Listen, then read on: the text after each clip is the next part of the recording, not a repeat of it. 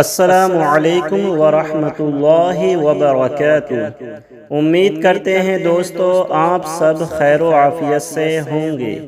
دوستو آج کی اس ویڈیو میں ہم آپ کو ایک ایسا عمل، ایک ایسا وظیفہ بتانے والے ہیں، یعنی سنانے والے ہیں کہ جس سے انشاءاللہ عز و جل آپ کی تمام پریشانیاں دور ہو جائیں گی۔ اگر آپ اپنے گھر میں پریشان حال ہیں، اگر آپ غریبی سے پریشان حال ہیں، اگر آپ جاب لیس ہیں، آپ کی جاب نہیں لگتی ہے اور گھر میں جھگڑے رہتے ہیں، گھر میں کوئی نہ کوئی بیمار رہتا ہے، گھر میں جادو جنات کا سایہ ہے، کسی نے آپ کو جادو کروا دیا ہے، یا پھر آپ ہر وقت ٹینشن میں رہتے ہیں، ہر وقت یہ خوف لگا رہتا ہے کہ کہیں ایسا نہ ہو کہ میرے ساتھ کوئی حادثہ ہو جائے، یا آپ رشتوں کی بندش سے پریشان حال ہیں، اگر آپ کے کاروبار میں بندش ہے، جی ہاں دوستو، تو آپ اس عمل کو، اس وظیفے کو ضرور سنیں۔ انشاءاللہ عز و جل آپ کی تمام پریشانیاں دور ہو جائیں گی۔ دوستو آپ سے گزارش ہے کہ اس ویڈیو کو لاسٹ تک ضرور سنیں اور دھیان سے ایک کمرے میں یا ایک جگہ الگ بیٹھ جائیں اور پورے دھیان سے توجہ کے ساتھ اس عمل کو، اس وظیفے کو، اس سورہ کو آپ سنیں۔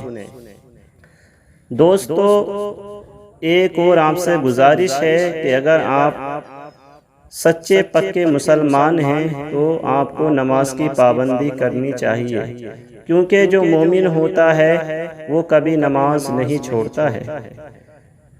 آپ کو پانچوں وقت کی نماز پڑھنی چاہیے، کیونکہ دوستو اگر آپ نماز چھوڑتے ہیں تو نماز چھوڑنے سے گھر میں بے برکتی ہوتی ہے، روزی میں برکت نہیں ہوتی، عمر میں برکت نہیں ہوتی۔ اگر آپ نماز کی پابندی کریں گے تو انشاءاللہ عز و جل اس کی برکت سے آپ کی تمام پریشانیاں دور ہو جائیں گی۔ اور دوستو اگر آپ کے کوئی رشتہ دار ہیں یا آپ کے ساتھی ہیں، آپ کے دوست ہیں، فرینڈز ہیں، وہ بھی اگر پریشان حال ہیں، بیمار ہیں، تو ان کو بھی یہ ویڈیو آپ ضرور شیئر کریں، کیونکہ ہو سکتا ہے آپ کے ایک شیئر سے کسی کی زندگی بدل جائے، اور ثواب کی نیت سے اسے زیادہ سے زیادہ شیئر کریں، ثواب کی نیت سے اس ویڈیو کو خوب شیئر کریں۔ دوستو اس ویڈیو کو لاسٹ تک ضرور سنیں اور آپ آمین لکھیں۔ کمنٹ باکس میں آپ کو آمین لکھنا ہے، کیونکہ پتہ نہیں کس کی آمین اللہ عز و جل قبول فرما لے اور ہم سب کا بیڑا پار ہو جائے۔ تو دوستو آپ کو آمین کمنٹ باکس میں لکھنا ہے۔ تو آئیے بنا کسی دیری کے یہ عمل شروع کرتے ہیں۔ ہم پڑھیں گے اور آپ کو دھیان سے سننا ہوگا۔ آئیے شروع کرتے ہیں۔ بسم اللہ الرحمن الرحیم۔ یاسین والقرآن الحکیم انک لمن المرسلین علی صراط مستقیم تنزیل العزیز الرحیم لتنذر قوما ما انذر آباؤهم فهم غافلون لقد حق القول على أكثرهم فهم لا يؤمنون إنا جعلنا في أعناقهم أغلالا فهي إلى الأذقان فهم مقمحون وجعلنا من بين أيديهم سدا ومن خلفهم سدا فأغشيناهم فهم لا يبصرون وسواء عليهم أأنذرتهم أم لم تنذرهم لا يؤمنون إنما تنذر من اتبع الذكر وخشي الرحمن بالغيب فبشره بمغفرة وأجر كريم. إنا نحن نحيي الموتى ونكتب ما قدموا وآثارهم وكل شيء أحصيناه في إمام مبين. واضرب لهم مثلا أصحاب القرية إذ جاءها المرسلون إذ أرسلنا إليهم 2 فكذبوهما فعززنا بثالث فقالوا إنا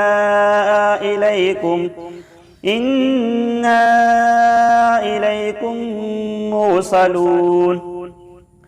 قالوا ما أنتم إلا بشر مثلنا وما أنزل الرحمن من شيء إن أنتم إلا تكذبون.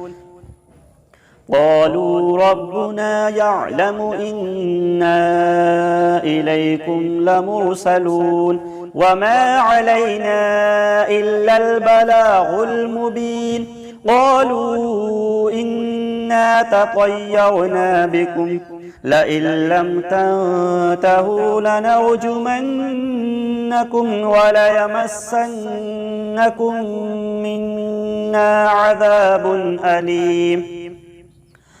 قالوا طائركم معكم أئن ذكرتم بل أنتم قوم مسرفون.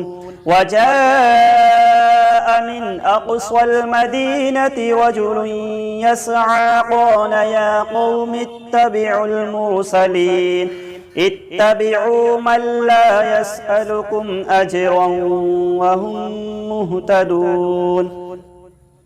وما لي لا أعبد الذي فطرني وإليه ترجعون. أأتخذ من دونه آلهة إن يردني الرحمن بضر لا تغن عني شفاعتهم شيئا ولا ينقذون. إني إذا لفي ضلال مبين. إني آمنت بربكم فاسمعون. قيل ادخل الجنة قال يا ليت قومي يعلمون بما غفر لي ربي وجعلني من المكرمين. وما أنزلنا على قومه من بعده من جند من السماء وما كنا منزلين. إن كانت إلا صيحة واحدة فإذا هم خامدون. يا حسرة على العباد ما يأتيهم من رسول إلا كانوا به يستهزئون. ألم يروا كم أهلكنا قبلهم من القرون أنهم إليهم لا يرجعون. وإن كل لما جميع لدينا محضرون. وآية لهم الأرض الميتة أحييناها وأخرجنا منها حبا فمنه يأكلون.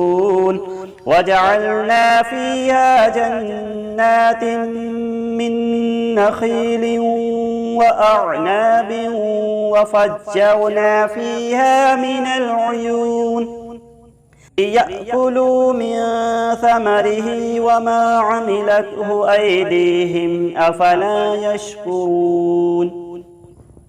سبحان الذي خلق الأزواج كلها مما تنبت الأرض ومن أنفسهم ومما لا يعلمون. وآية لهم الليل نسلخ منه النهار فإذا هم مظلمون والشمس تجري لمستقر لها ذلك تقدير العزيز العليم والقمر قدرناه منازل حتى عاد كالعرجون القديم لا الشمس ينبغي لها أن تدرك القمر ولا الليل سابق النهار وكل في فلك يسبحون وآية لهم أنا حملنا ذريتهم في الفلك المشحون وخلقنا لهم من مثله ما يركبون وإن نشأ نغرقهم فلا صريخ لهم ولا هم ينقذون إلا رحمة منا ومتاعا إلى حين وإذا قيل لهم اتقوا ما بين أيديكم وما خلفكم لعلكم ترحمون وما تأتيهم من آية من آيات ربهم إلا كانوا عنها معرضين وإذا قيل لهم أنفقوا مما رزقكم الله قال الذين كفروا للذين آمنوا أنطعم من لو يشاء الله أطعمه إن أنتم إلا في ضلال مبين ويقولون متى هذا الوعد إن كنتم صادقين ما ينظرون إلا صيحة واحدة تأخذهم وهم يخصمون فلا يستطيعون توصية ولا إلى أهلهم يرجعون ونفخ في الصور فإذا هم من الأجداث إلى ربهم ينسلون قالوا يا ويلنا من بعثنا من مرقدنا هذا ما وعد الرحمن وصدق المرسلون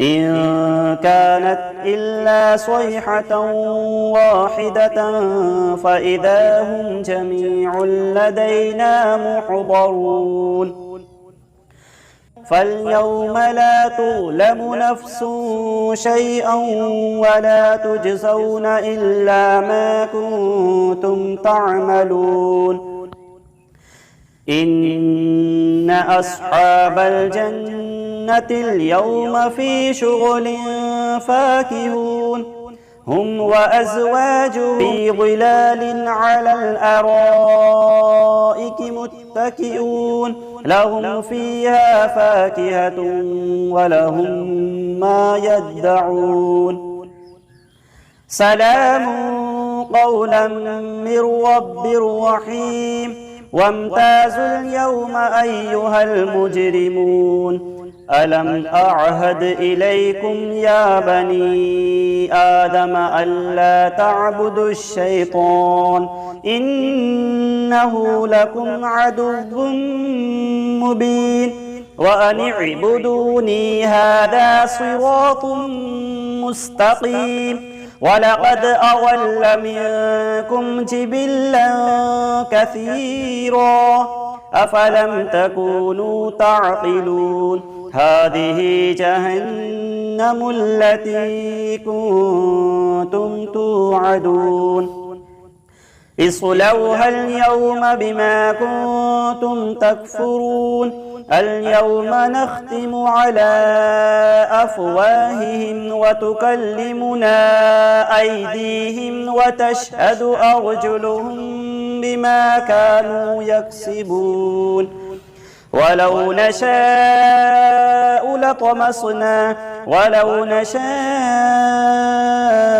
لطمسنا على أعينهم فاستبقوا الصراط فأنى يبصرون ولو نشاء لمسخناهم على مكانتهم فما استطاعوا مضيا ولا يرجعون ومن نعمره ننكسه في الخلق أفلا يعقلون وما علمناه الشعر وما ينبغي له إن هو إلا ذكر وقرآن مبين لينذر من كان حيا ويحق القول على الكافرين أولم يروا أنا خلقنا لهم مما عملت أيدينا أنعاما فهم لها مالكون وذللناها لهم فمنها ركوبهم ومنها يأكلون ولهم فيها منافع ومشارب أفلا يشكرون واتخذوا من دون الله آلهة لعلهم ينصرون لا يستطيعون نصرهم وهم لهم جند محضرون فلا يحزنك قولهم إنا نعلم ما يسرون وما يعلنون أولم يرى الإنسان أنا خلقناه من نطفة فإذا هو خصيم مبين وضرب لنا مثلا ونسي خلقه قال من يحيي العظام وهي رميم قل يحييها الذي أنشأها أول مرة وهو بكل خلق عليم الذي جعل لكم من الشجر الأخضر نارا فإذا أنتم منه توقدون أوليس الذي خلق السماوات والأرض بقادر على أن يخلق مثلهم بلى وهو الخلاق العليم إنما أمره إذا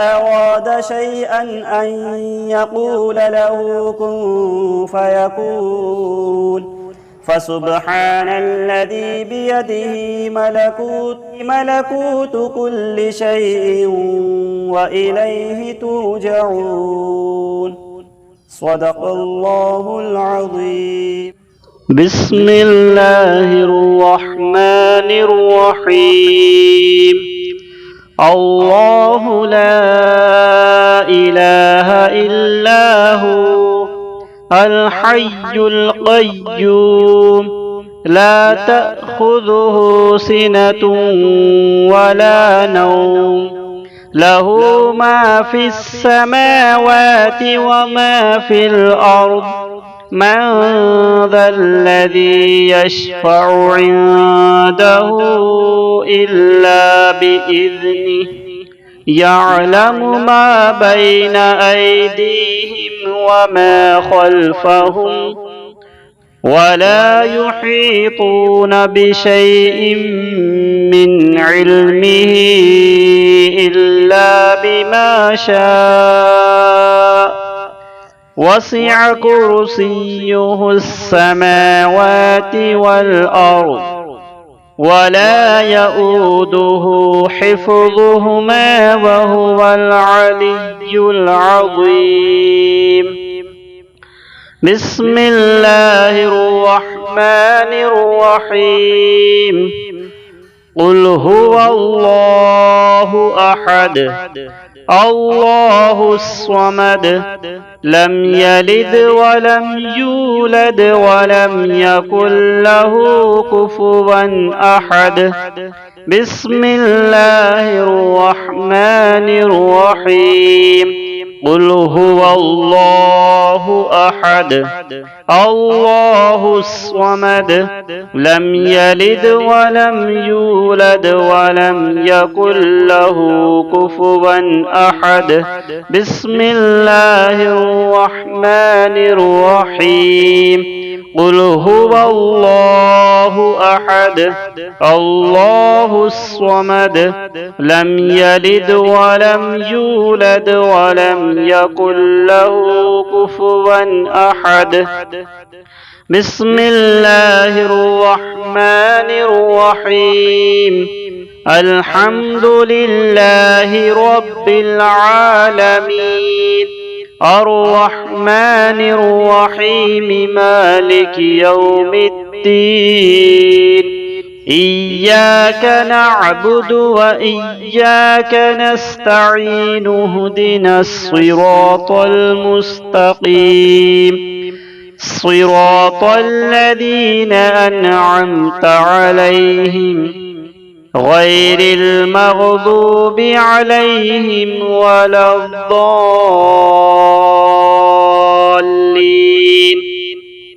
بسم الله الرحمن الرحيم. ألف لام ميم. ذلك الكتاب لا ريب فيه هدى للمتقين الذين يؤمنون بالغيب ويقيمون الصلاة ومما رزقناهم ينفقون والذين يؤمنون بما أنزل إليك وما أنزل من قبلك وبالآخرة هم يوقنون. بسم الله الرحمن الرحيم. ويل لكل همزة لمزة الذي جمع مالا وعدده يحسب أن ماله أخلده كلا لينبذن في الحطمة وما أدراك ما الحطمة نار الله الموقدة التي تطلع على الأفئدة إنها عليهم مؤصدة في عمد ممددة. بسم الله الرحمن الرحيم. قالت يا أيها الملأ إني ألقي إلي كتاب كريم إنه من سليمان وإنه بسم الله الرحمن الرحيم. ألا تعلوا علي وأتوني مسلمين. بسم الله الرحمن الرحيم. اللهم صل على سيدنا ومولانا محمد معدن الجود والكرم وآله وبارك وسلم. اللهم صل على سيدنا ومولانا محمد معدن الجود والكرم وآله وبارك وسلم. اللهم صل على سيدنا ومولانا محمد معدن الجود والكرم وآله وبارك وسلم صلاة وسلاما عليك يا رسول الله. اللهم ربنا آتنا في الدنيا حسنة وفي الآخرة حسنة وقنا عذاب النار. رب ارحمهما كما ربياني صغيرا. یا اللہ، یا رحمان، یا رحیم، یا کریم، جو کچھ بھی پڑھا گیا اور ہمارے ویورز نے جو عمل سنا، میرے پروردگار اس عمل کے سننے کی برکت سے، اس سورہ کے سننے کی برکت سے، اس وظیفے کی سننے کی برکت سے یا اللہ ان کی تمام پریشانیوں کو دور فرما. جتنے بھی ہمارے ویورز ہیں، ہمارے دیکھنے والے ہیں، ہمارے چاہنے والے ہیں، یا اللہ ان کی تمام پریشانی بیماریوں کو دور فرما. یا اللہ جو کچھ ہم نے پڑھا ہے اس کو اپنی بارگاہ میں قبول فرما. اس وقت کا ثواب سب سے پہلے ہمارے پیارے آقا حضرت محمد مصطفیٰ صلی اللہ تعالی علیہ وآلہ وسلم کی بارگاہ میں پیش کرتے ہیں، مولا قبول فرما.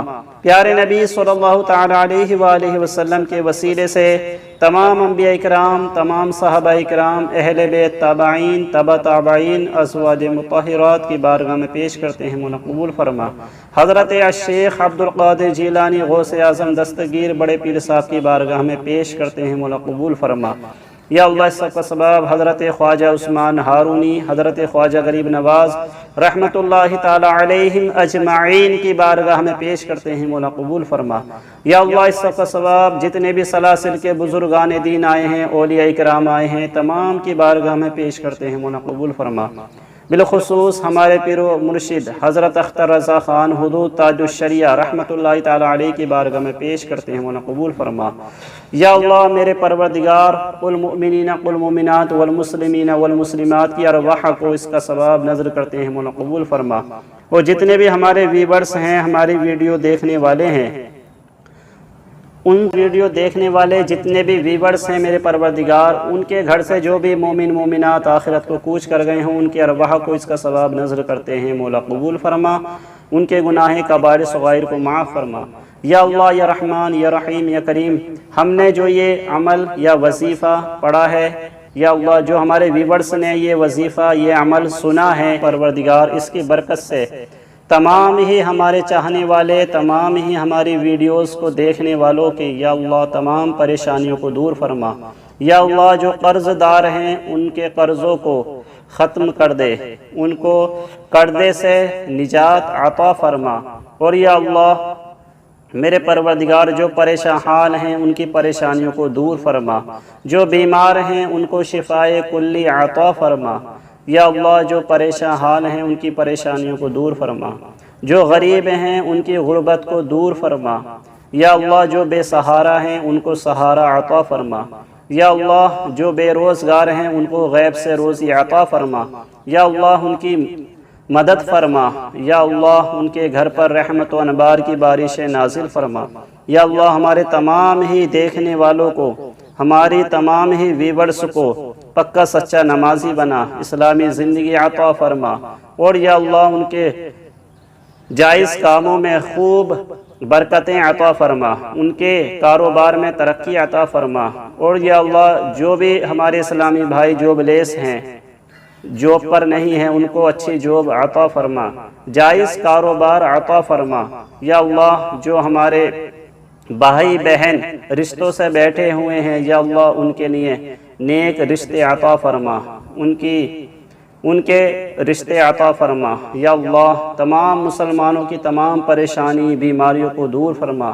اور یا اللہ ہم سب کو اسلامی زندگی عطا فرما، ایمانی موت عطا فرما، گناہوں کی ذلیل بیماری سے بچنے کی توفیق عطا فرما.